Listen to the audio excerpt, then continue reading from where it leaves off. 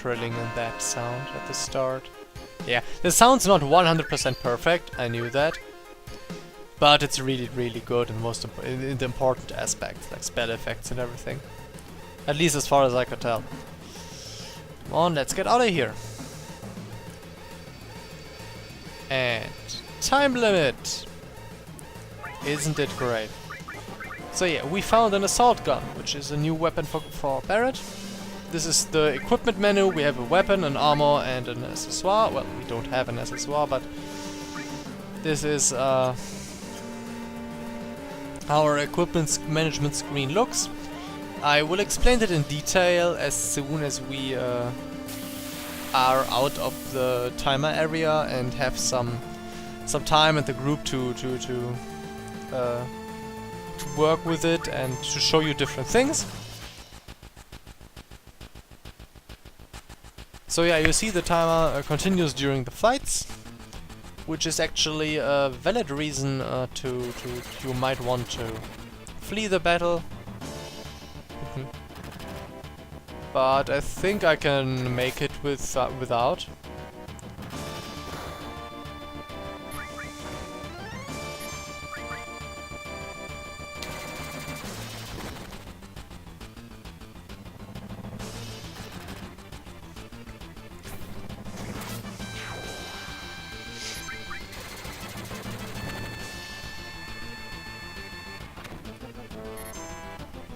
And limit again. The reason I use limits even on weak enemies like this one is that using limits is required to learn later techniques, stronger limits. So unless I really know that we are about to hit a boss, I will use my limit techniques just to learn the bigger ones.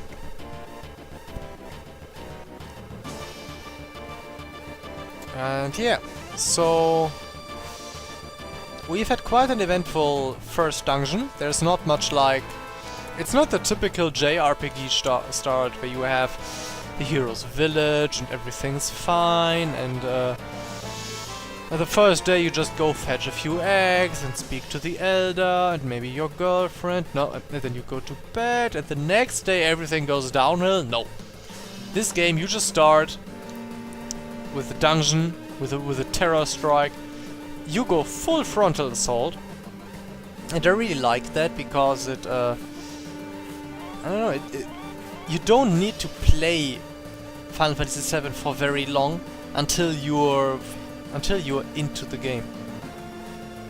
The game just, after the intro, the game really starts, and it really feels like it. For example, when I played, oh my god, I think it was Terranigma. Yes, it was Terranigma. It was more like I start the game and I need half an hour of playing before the game actually starts. And I don't really like that. And yeah, by the way, Jessie needed our help to get away from the reactor because she somehow had her foot stuck in the grids.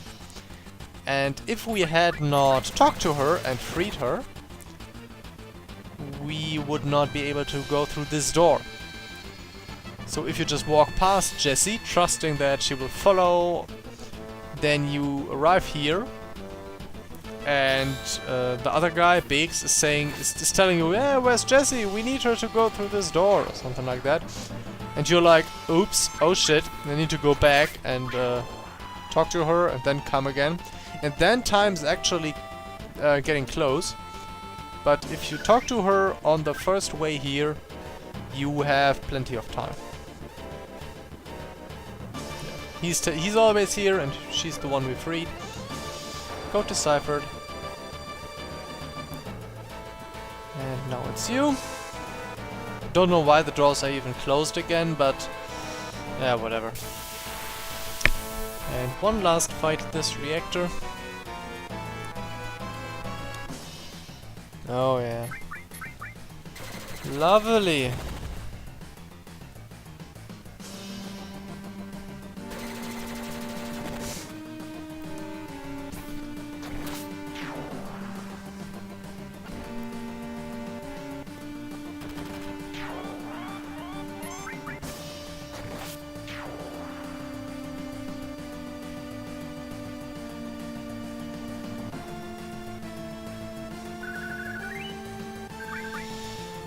Okay. Yeah, so now we've done it. Our first terror strike is a success.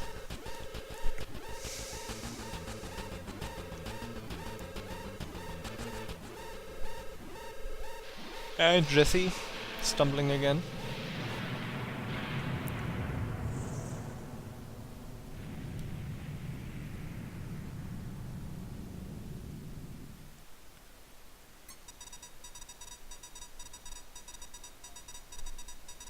That's a bomb. A really good one.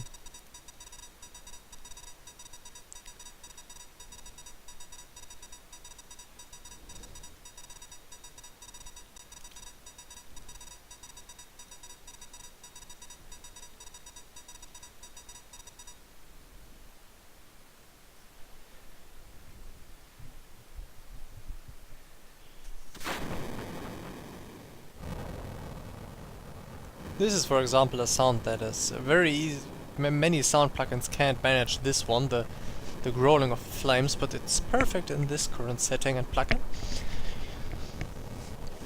Just gotta boast a little bit.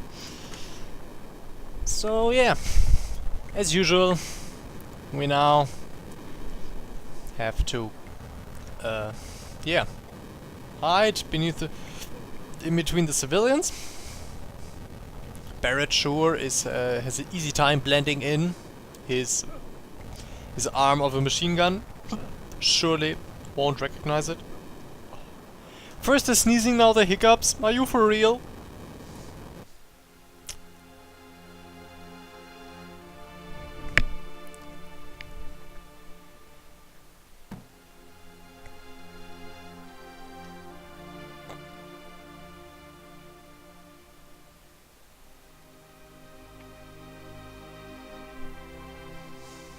So yeah, we are faced with a sudden dialogue choice we know nothing about.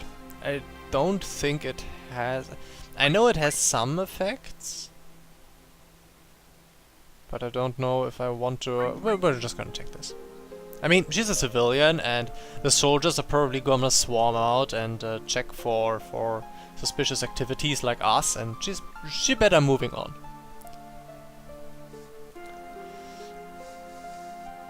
Whoop. There's no exit. We have to actually wait. Why are they still? This is the way I want it. So yeah, this is a good example of a larger screen with a larger field of view. This is how you see items. Items as well as chests. So items can be in bottles, like this one. They can be in chests, and there are different kinds of chests. But all those things usually have a this little white sparkling. So that's one way to identify items.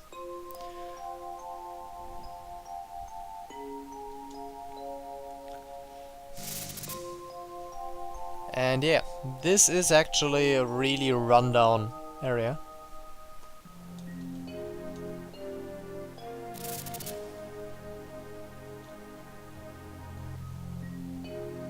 And yeah. So let's see if we can manage to get into some better, a nicer neighborhood. Well, this is a nicer neighborhood. This is... I'm not gonna do that. You can fight the soldiers, and after you fight them, there are just some new new ones coming. This time you fight. New soldiers will come, and you will walk the same path. So it's basically just 3 encounters that you can choose to skip or take. I'm taking this one for the very reason that it shows us a new attack formation. They attack from 2 sides. And the disadvantage here is if you look at the damage numbers, you see that when attacking us from behind, enemies deal twice the damage. And we turn to everyone who's attacking us, so we only have very limited amount of control about our attacks.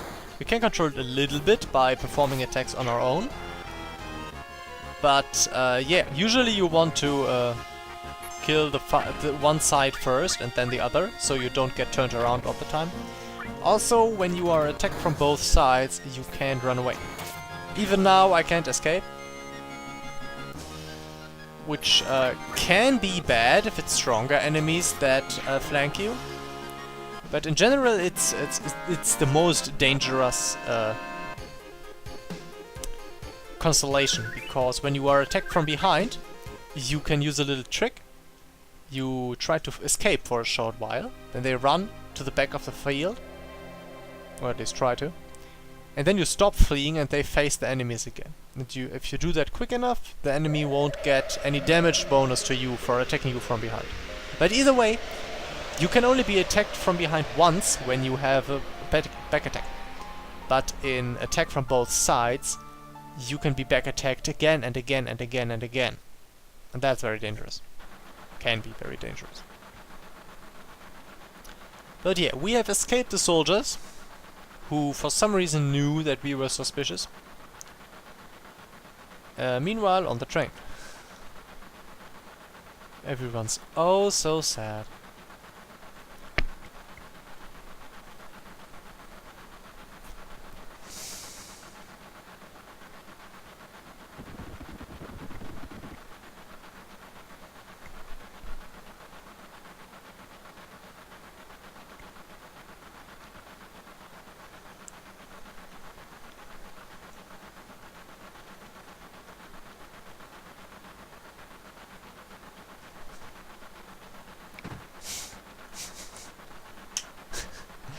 It's really rude from Barrett to say that.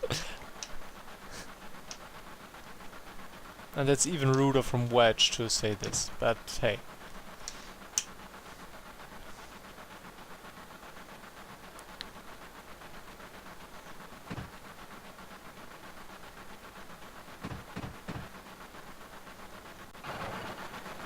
And whoop! There we are. Somehow we knew which compartment to get into. Maybe we listened for the voices or something. We don't know how loud Barrett was screaming. Anyway, we got a flashy entry.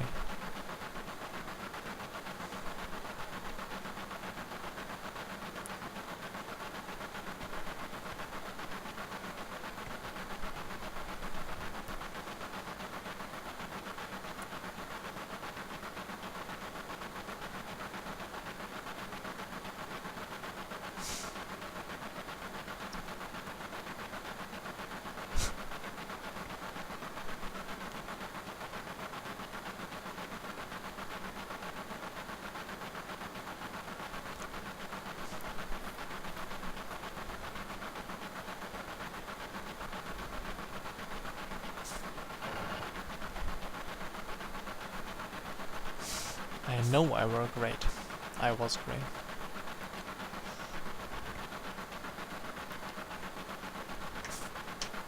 Well, actually, they didn't do nothing. I mean, they did all the codes and the hacking and the background work.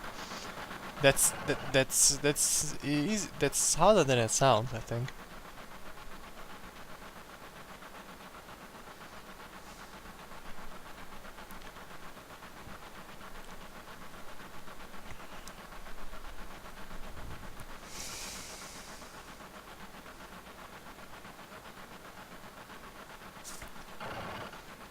So yeah, we can walk around now.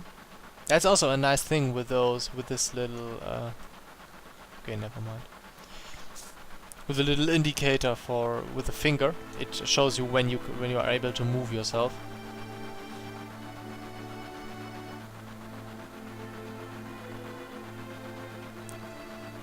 But it's really late currently, I mean, wow.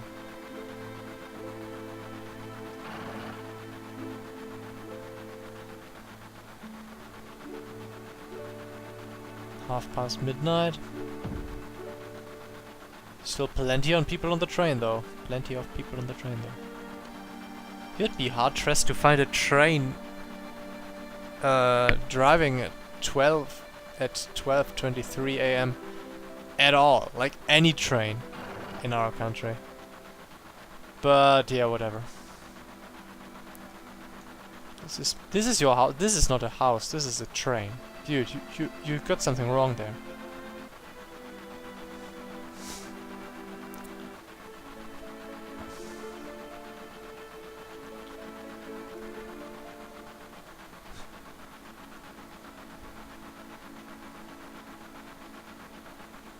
Yeah, a very calculating leader.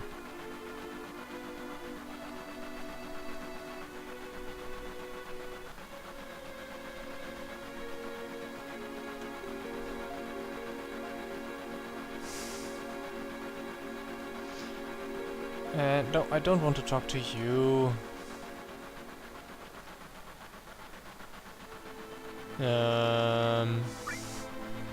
Bright future.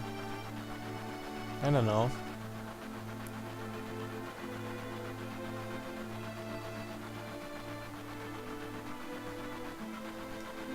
Yeah, you better no. Okay, so we can't go into the other compartment. I actually didn't even want to go to the other compartment. I wanted to, yes, speak to Jesse. It's a map of the Midgar rail system. Midgar is the town we're in.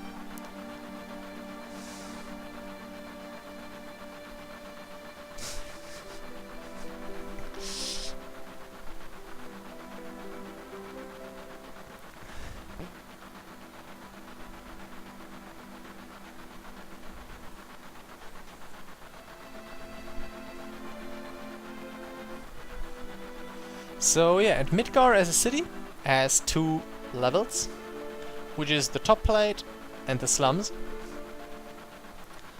And it's literally the high class and the low class population that's living in each of them, because as you've read, the high plate is actually elevated into the air by 50 meters, which is like, I don't know, 150 foot roundabout.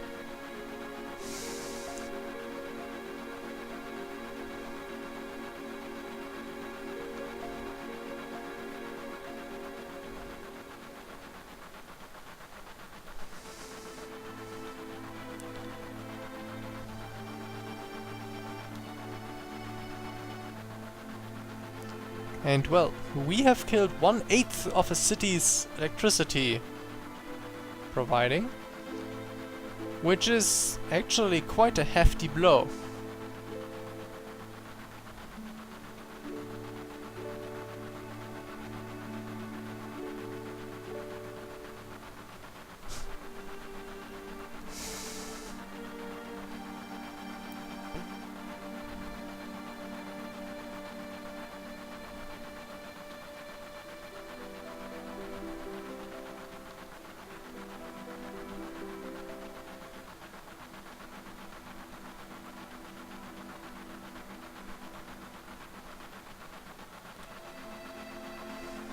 And well, yeah, you can see pretty well the route the train is taking and everything.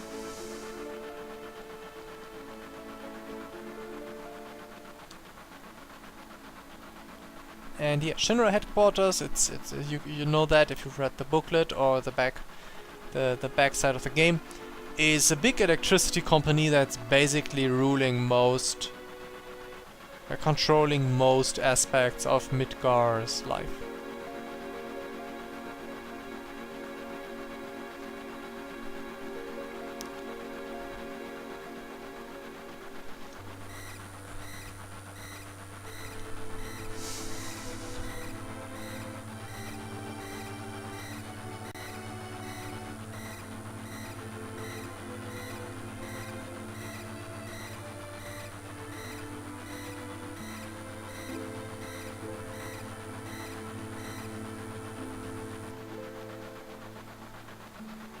So yeah, some kind of very short passport check. And yeah, this is a very interesting thing here. We are currently, that guy said the terrorists are based in the slums. We are the terrorists, and he's right, we are based in the slums. So we are below the upper plate now. And yeah. So while Barrett's cursing about this, I mean, he's not cursing, but, well, talking about it. We get to learn the basic structure of a city, not only the very not just in fact of building, but also society, with the slums and the top people mostly separated.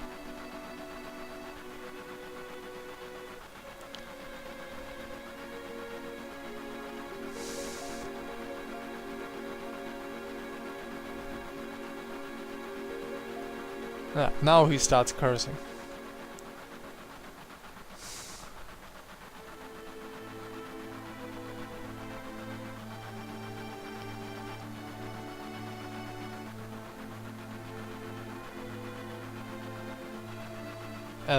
At this point it's a little bit misleading. He's not referring to electricity. He's talking about the macro energy that the planet needs to survive, what they told us at the start. So that's the energy he's referring to. So he's basically just saying this city is like a big pimple on the planet's surface, and it's poisoning the planet, and it's just you know, typical eco stuff. They're basically Greenpeace. Don't know, Greenpeace means Al Qaeda or something like that.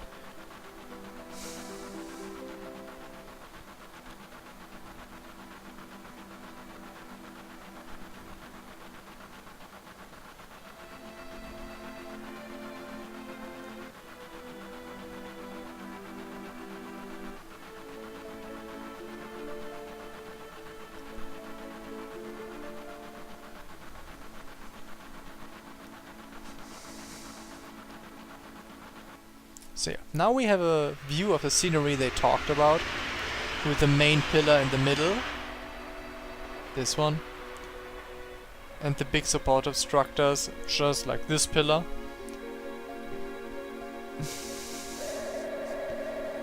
And yeah, indeed, it's with the big radius this city has, the slums really do have mostly just an indistinguishable twilight, day and night.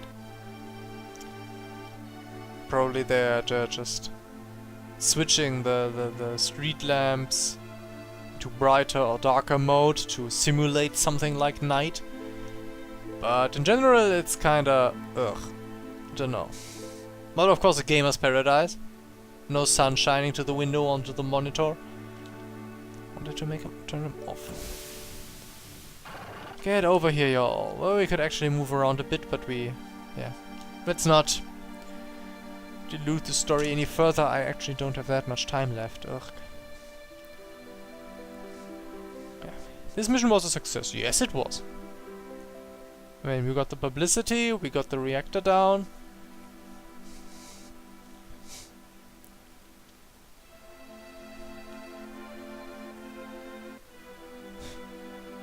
And he wants the bombs to be even bigger. Rawr. I like it. Meet back at the hideout and move out. Well.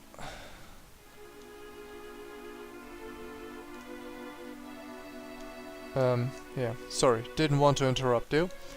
Actually, yes, we will need to... So yeah, this is the slums. Slums of Sector 7.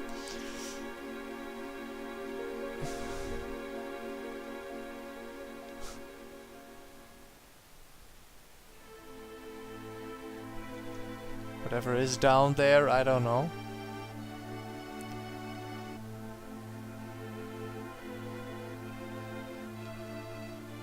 And yeah, apparently this one is a guard in training. Excuse me.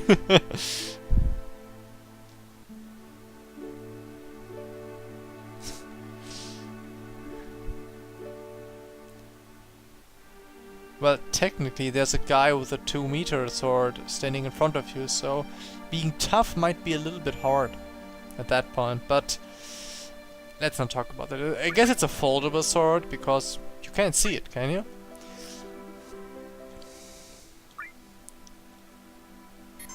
So yeah, first session. I'm gonna use one slot of saving for every session I do, and if we reach the bottom, 15 files per memory card, then I'll just start at the top again. So yeah, this is the beginning of Final Fantasy VII. I hope you like it. I hope you will be back next. If you want to discuss more what I say about the game, or if you want to give me advice, feel free to do so in the comments. You may also critique what I do in the comments, but do it in a civilized way. Don't want no hate comments, and I will delete comments or reprimand people that step over the line. in the comments of my videos. So taking no shit there, how Barrett would say. Anyway, hope you're having a good time till the next till you hear me the next time. Until then, enjoy yourselves and bye bye.